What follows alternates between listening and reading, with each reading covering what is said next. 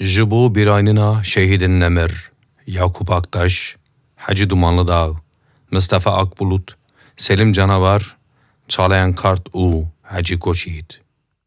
Milor gel ezmi canımdaye, şiir ezmi canımdaye.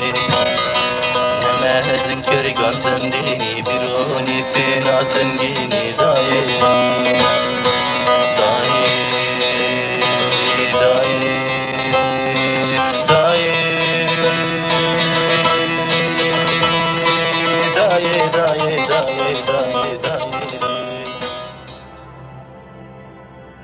Diçûn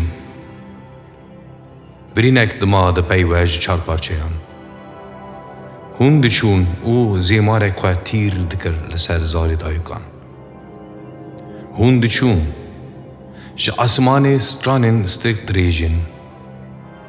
Hûn diçûn û min radestê helbestê dikir hemû êşên xwe yên har. Hûn diçûn min gor bi gor goristanek dikola car li pey car. Hûn diçûn min janên xwe hêlan dikirin li ser hilma bilûrekê zêvir û jar.